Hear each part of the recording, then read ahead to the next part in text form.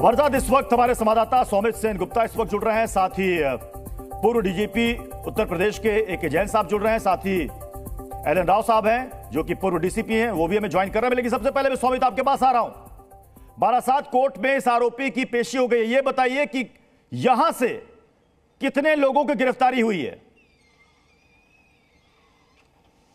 देखिए, अभी तक कोलकाता में एक की गिरफ्तारी हुई है और बाकी 3 लोगों की गिरफ्तारी हुई है बांग्लादेश में। इस वक्त मैं उसी जगह पे हूँ जो संजीवा गार्डन जो बताया जा रहा है, इसी बिल्डिंग के BU 56 फ्लैट में ये हत्या को अंजाम दिया गया। और सबसे सनसनीखेज खुलासा जो आज हो रहा है कि यहाँ पर उनको बुला के 13 तारीख ही उनका मर्डर कर दिया गया था। 13 तारीख 2:51 पर जब सांसद को लेकर यहाँ पर पहुँचा गया था।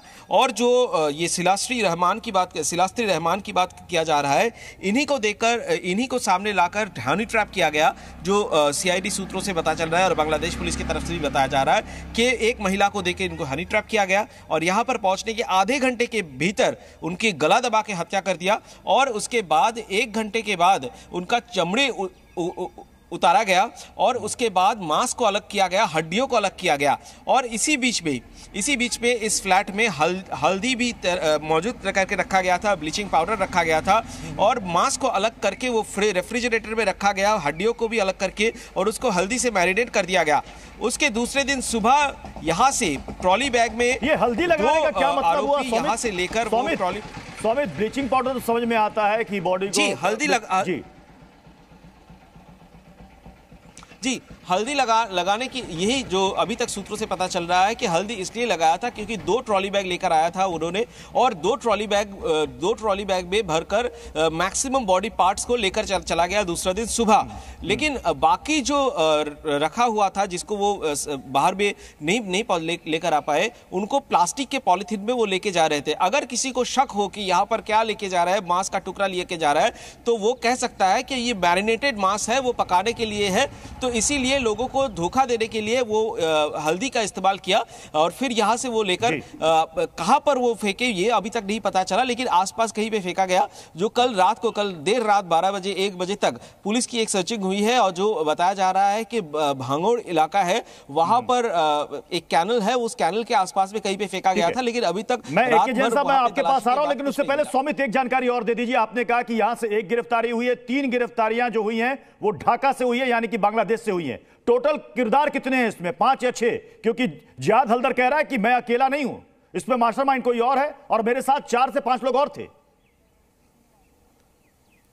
देखिए, मेन मास्टरमाइंड तो है अख्तरुज्जमान जो उनका दोस्त है और वो 10 तारीख की यहाँ से चले गए थे।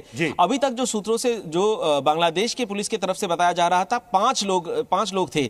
लेकिन ये हनी ट्रैप का मामला जब कल से सामने आया तो यहाँ से 5 से ये 6 भी हो सकता है, क्योंकि उस महिला का अभी तक पता नहीं चला। और जो मास्टरमाइंड है अभी तक जो पता चल रहा है बांग्लादेश की गिरफ्तारी नहीं हुई है क्या? अभी तक शिलास्ती गिरफ्तार हुई है या नहीं सौमित? जी, उनके बारे में अभी तक कोई इंफॉर्मेशन बांग्लादेश की तरफ से भी नहीं आया और इंडिया में भी उनकी गिरफ्तारी नहीं हुई है। ओके, ठीक है सौमित, आप हमारे साथ बने रहे। AK जैन साहब, जो इंफॉर्मेशन निकलकर सामने आ रही है, मतलब जो भी सुन रहा है वो सन्न रह गया है। क्या ये वेल प्लान अगर मर्डर है तो जितने भी लोग इसमें शामिल हैं वो पेशेवर हत्यारे रहे हैं? देखिए, अभी कहना मुश्किल है कि इस हत्या के लिए सुपारी दी गई। कभी ये नाम आ रहा है कि उनके दोस्त इसमें शरीक थे।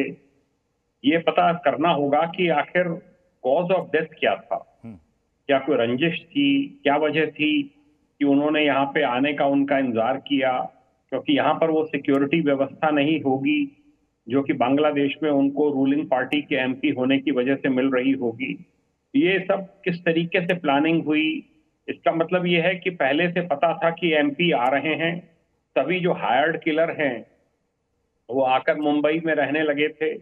इसमें हनी ट्रैप की बात भी हो रही है। ये पहले भी मैंने पढ़ा कि एक महिला भी साथ में देखी गई थी जब इन्होंने चेक इन किया था। ट्रॉली बैग्स वगैरह भी थे, उनको लेके निकले भी हैं।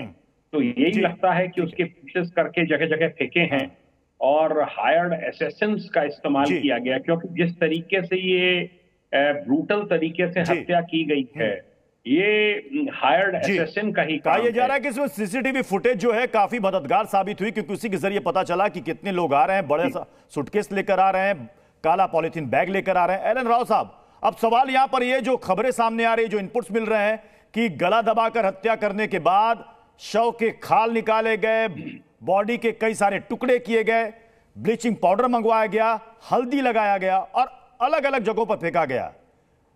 कितना मुश्किल होगा, क्योंकि अब इसके बाद डीएनए सैंपलिंग होगी, मिलाया जाएगा कि ये बॉडी के टुकड़े किन के हैं।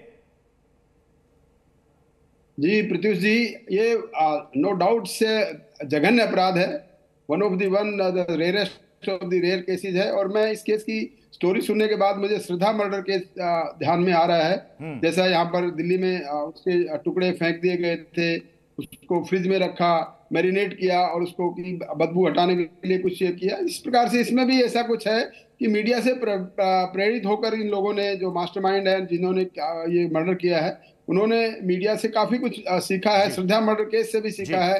वो ही लगता है कि वैसा ही उन्होंने किया है। इसमें एक चीज एक्स्ट्रा नजर आ रही है कि उसकी चमड़ी निकालकर मांस अलग किया, हड्डी अलग की और उसका स्किन अलग किया। ये थोड़ा सा इससे ज्यादा इम्प्रोवाइज है।